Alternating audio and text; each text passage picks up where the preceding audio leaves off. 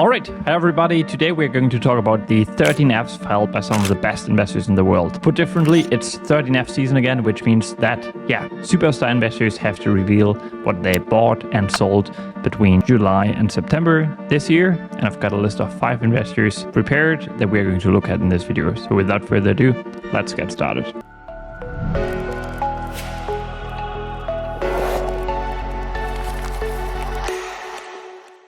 All right, hi there. So as you can see, I have once again prepared a board. On this board, I have prepared the 13 Fs filed by 5 investors who I look up to and I think whose portfolio activity is worth tracking.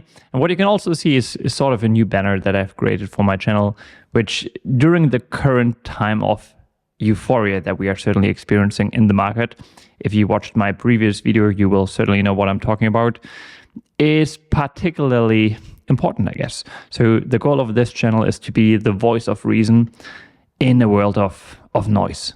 And the stock market as a whole, and basically stock markets across the globe, are certainly some of the most noisy places that you can encounter. So let's just jump right into the first portfolio. So this portfolio is from Poland Capital, who, and maybe I should say this to preface this video. I think when you start looking at some of the activities of professional fund managers, I think it's incredibly important to be aware of the philosophy and the strategy that the particular fund manager you're looking at is actually pursuing.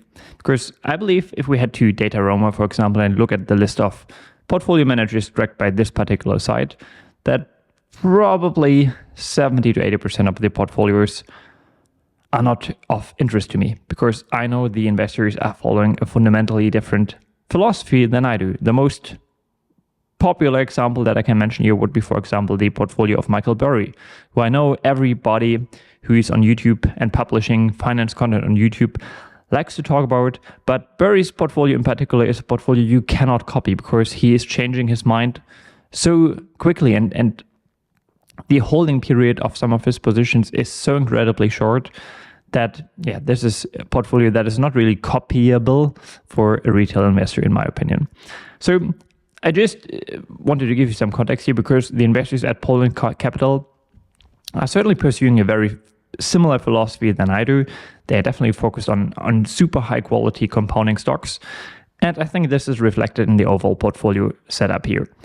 And what I find noteworthy here is that basically they are trimming all of their top positions. So as you can see here, basically let me just count 1, 2, 3, 4, 5, 6, 7 largest positions were all trimmed in Q3, which I definitely find noteworthy. And the other thing that stood out to me is that Poland Capital, or the investors at Poland Capital, were buying Apple and making it a 4% position in Q3. And I think that's particularly noteworthy because I think most people right now are considering I guess you can call it lackluster business performance at Apple. No revenue growth, sometimes declining revenue year over year in certain quarters. Maybe a lack of innovation when it comes to some of their devices at least, and them not playing a major role in AI so far. That most people are quite bearish on Apple's stock, especially if you take into account Apple's valuation, which I will get to in a second. But Poland Capital believes that Apple is going to be a good investment here, because a 4% position is certainly quite meaningful, especially for professional fund managers. And luckily, we actually have access to their investment thesis. So they recently shared their thesis in an investor letter, and I included it here as well. Let me just read it to you. So what they are writing is, Apple can now upgrade Siri to the true, helpful digital assistance consumers hoped it would be all along. Not to mention, the new operating system brings useful new features to not only Apple apps and services, but also seamlessly across third-party apps. We believe this means a multi-year upgrade cycle is coming for iPhones that will be unveiled later in 2024 and into 2025.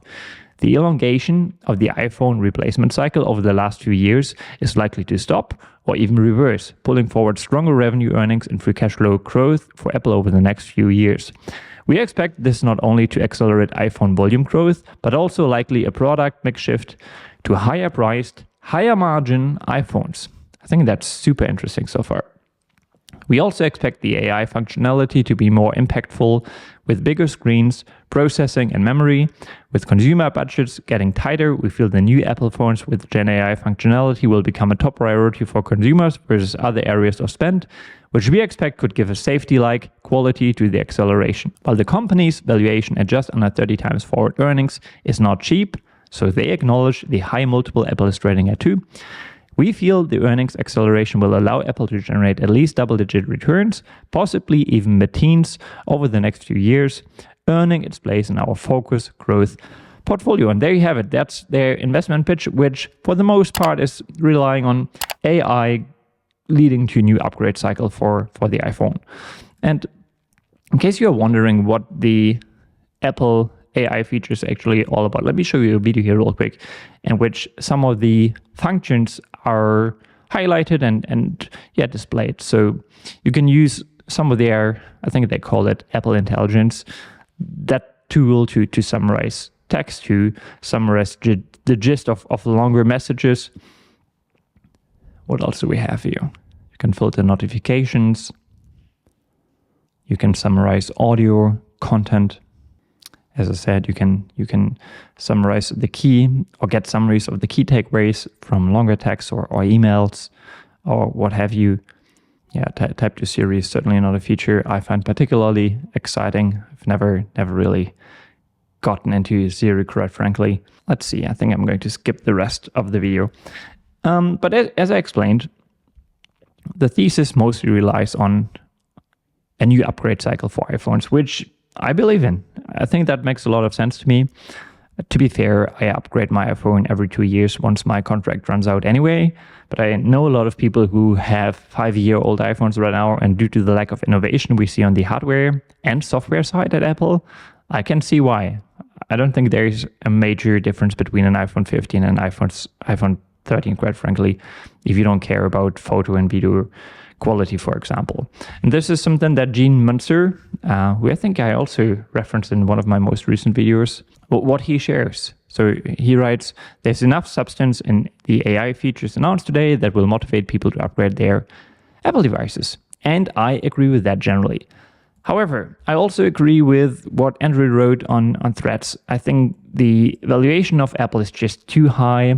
Maybe we get to 10% revenue growth again, probably a profit growth around the same magnitude, I guess. And considering that we are trading at a valuation that can also see the valuation compress, obviously Apple is a super high quality company with a lot of predictability that might justify a 30 times earnings multiple.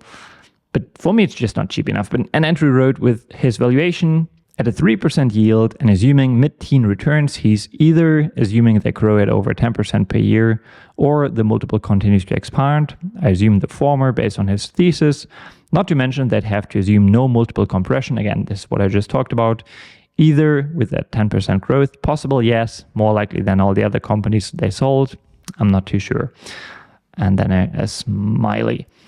Okay, that's it for Poland Capital. Let's move on to the next investor. So next up on the list, we have Robert Vinal, an investor who I also look up to, also a high quality focused investor. And he also made quite a few moves. I think two things or two transactions stand out.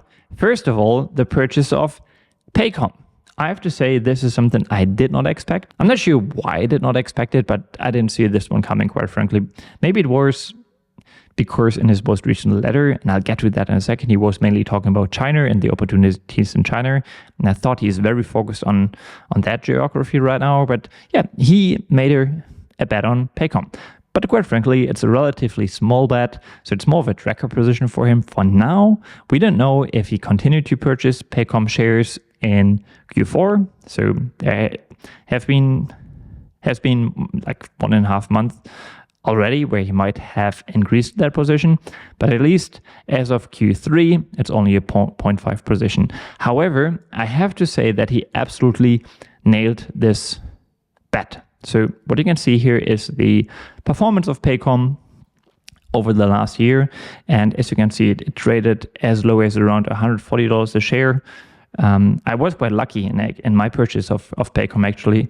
If you follow my channel more closely, you will know that I did a video on Paycom myself, and I was a buyer in the low 140s range. However, I also have to admit that I probably sold way too soon. I sold my Paycom position in the 160s just to free up capital for another investment idea I have. Only time will tell how big of a mistake this really was, but it hurt to see the stock price really shoot up in the last couple of weeks. And what I also wanted to show is that if you take a look at the last 5 years, the more recent move is actually not that impressive. So Paycom is still trading significantly below its previous all-time high. And then the other two moves that I think stand out with regard to Robert Vinal's portfolio are the two Chinese positions he added to his, that's Dennis Hong, that he added to his portfolio, namely Yum China Holdings and then H World Group. And I did a video on China quite recently in which I think I also referenced Robert Vinal's letter. And in this letter, he talked about these two positions, and I included that letter here as well. And by the way, if you want to learn more about Paycom, I first and foremost did a video on the stock and the business, but I also wrote 3 separate blog posts on Paycom's business back in July. But let's get back to China. So this is the excerpt from China that I was referring to a second ago. Let me just read to you what Robert Vinal wrote basically in the summer of this year. So he wrote, since the end of the period, I added 3 more Chinese positions: Yum China, the operator of KFC and Pizza Hut in China; H World, the second largest hotel company in China; and Didi, the dominant rideshare platform in China. And I'm just going to skip to the next paragraph. The valuations in China are the most astonishing I have seen in my investment career, which is quite a statement to make, quite frankly, including during the great financial crisis of 2008 and 2009. Take the companies we own. They are blue chips with dominant competitive positions. So there you have the quality factor in their respective industries. They are highly profitable. They have oodles of net cash. They are growing at the top and bottom line despite the struggling Chinese economy. And despite these favorable characteristics, they trade at price to earnings ratios ranging from mid-single digits to low double digits. And 5 of the 6 are aggressively returning cash to shareholders. So as I explained in my video on China, I think that's definitely a recipe for a good investment outcome, even though later in the letter he also admits that an investment in China obviously comes with its fair share of risks as well, probably rather risks that aren't necessarily tied to the business itself, but rather to macroeconomics, geopolitical tensions, and so on and so forth. But that's something we won't be able to discuss in depth in this video. All right, there are 3 more investors I wanted to look at in this video. The next one is Dennis Hong. And I want to talk about 2 positions in his portfolio right here. First of all, IAC, so Interactive Corporations, has been one of the top holdings in Dennis Hong's Shaw Spring Partners portfolio for the most part of 2024, and I think 2023 as well. Maybe the IAC bet even goes back to 2022. And he has more recently started trimming that position. And personally, I own shares in IAC as well, and I find that quite noteworthy. And obviously, that is something that I want to track. If you look at the performance of IAC over time, we can see that basically the stock of IAC has been going nowhere, basically for the last 2 years. The performance over 5 years has been pretty abysmal too. Basically, the stock is down 35% over a 5-year time horizon. However, the most recent quarter was actually particularly interesting because IAC announced that they have the intention of spinning out Anji. And the Anji story is difficult. I don't have conviction in the business doing favorably going forward, quite frankly. They have changed the CEO a couple of times already. And right now, it seems like the business is moving in the right direction. They are experiencing declining revenues, but that's a deliberate choice by the business operators. They're basically trying to have higher quality revenue, meaning higher margin revenue. They're trying to get rid of revenue that is either loss-making or just generating very slim margins. And the fact that, and I'll get to that in a second, that IAC is trying to realize the value of some of its holdings, because as a holding company, a conglomerate, so to speak, even though IAC likes to refer to itself as a quote-unquote anti-conglomerate, which is why they want to spin out the company in the first place. So the fact that they want to spin out a company to realize value for shareholders is a good thing. The market didn't seem to agree with me here because IAC stock was down, I think, 2 consecutive days, if I'm not mistaken, after the spin-off idea was announced. But I think overall that's a good decision. That's something I welcome as a IAC shareholder. To quote from the letter to shareholders from IAC's CEO, Joey Levin, he wrote, "Of course, the most significant step outlined above, though perhaps not the most surprising, is the potential separation of Angie from IAC. A consistent pattern of anti-conglomerating, as he called it. Angie would join a long list of businesses built up over time and spun off by IAC. Strategically, operationally, and financially, Angie is now ready to stand separately with a more liquid equity currency and the ambition to win, while IAC continues to simplify and focus. I deeply believe in the breakout potential of the Angie business, and while we haven't yet delivered it durably inside of IAC, our shareholders would be able to participate directly in Angie's bright future on its own. Plus, with increased liquidity in the stock, we expect Angie to have a more attractive currency to optimize its business, whether for category consolidation, capital formation, or employee compensation." So there you basically have the rationale for the spin-off laid out by IAC's CEO, Joey Levin. And then I guess the most interesting part from the shareholder letter is, once again, this is not the first time we see this in one of IAC's letters to shareholders, basically a table that is doing a sum of the part valuation. So basically Joey Levin laid out that if you take the current price of the publicly traded positions that IAC owns, namely Angie and MGM, and also deduct the cash position of IAC, you get everything else for free. And what everything else is was also shared in the letter. And I've done my own sum of the part valuation on IAC in the past a couple of times. I've updated my valuation a few times. But basically, I come to a very similar conclusion. The table below, outlining the value of our publicly traded securities and cash net of debt, suggests a value of slightly below zero for all of IAC's private holdings, which include DoorDash Meredith, Surge, Care.com, Vivian, and 32% of Turo, among other assets. I think I should probably do a video on IAC eventually myself, in which I can discuss the business in detail.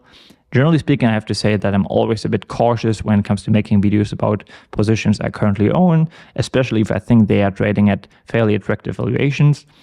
If I would have to lay out the bear thesis regarding IAC, it would be that, of course, IAC seems cheap on a sum of the parts basis, but it has done so, or it has looked cheap on a sum of the part basis for the most part of the last 2 years. Probably the businesses under the IAC holding are not compounding at a high rate right now. So they are not compounding intrinsically at a high rate. And most of the return would have to come from the gap between price and value closing. So there's that. But then you could argue that the gap is so significant and that some of the holdings, especially Turo and MGM, I think are definitely high quality assets. I think that is what you should focus on if you go ahead and start analyzing IAC. All right, and then with regard to Dennis Hong portfolio, there is another investment that I wanted to point out, and that stood out to me. And that's actually an investment or a company that I'm not familiar with. It's Procure Technologies. I might have mispronounced that company's name, but basically Dennis Hong made that positioner a 10% position in his portfolio, a little more even, so 11.2%. And I don't know much about the business, but I basically looked at what the business is doing. And what stood out to me is that, and this is what you can see in gray here, that revenue has been growing quite consistently ever since 2017. That's basically all we can see in this chart here. So revenue has been growing from around 100 million to around $1 billion. And the stock price over the same time period, maybe not the same time period, but ever since 2001, hasn't really been going anywhere. In fact, it's down. So that is something I find interesting. I don't know much about the business, and I might want to start researching what the business is all about and what Dennis Hong is seeing here. let me just give you a snapshot of what the business is actually doing. This is the company description taken from Ticker. So they write, Procore Technologies engages in the provision of a cloud-based construction management platform and related software products in the United States and internationally. The company's platform enables owners, general and specialty contractors, architects, and engineers to collaborate on construction projects. It offers pre-construction that facilitates collaboration between internal and external stakeholders during the planning, budgeting, estimating, bidding, and partner selection phase of a construction project. I'll just stop here, but I think this is a business I could certainly understand. And I find it quite interesting. I find it particularly interesting that Dennis Hong is making such a big position right away. So if I find the time, and if you have watched my last video, you will know I'm moving. In fact, and I hope you appreciate that we were moving today. So we're moving most of our furniture to our new apartment today. And I still took the time to sit down right now to talk about some of the 13F portfolios that stood out to me. What you can see here is basically a snapshot of some of the most important metrics when it comes to this particular business. I can't tell you a lot more about this business, quite frankly. As I just said, I've never heard of it before, quite frankly, and I might look into it. We'll see. I might also suggest it to be the next quote-unquote quality stock of the month for my investing community. So if you would be interested in becoming a member of that community yourself, you might want to check out the link in the video description down below. So I know I've laid out, and I said it in the intro to this video, that we're going to look at the portfolios of 5 different investors. But as this video is already getting quite low, I think I'm going to call it a day here, and I might record another video to talk about the other 2 portfolios that I have actually prepared here. So let's wrap it up for today. I hope you enjoyed the video nonetheless, and let me know what you think of some of the things I shared in it. Take care.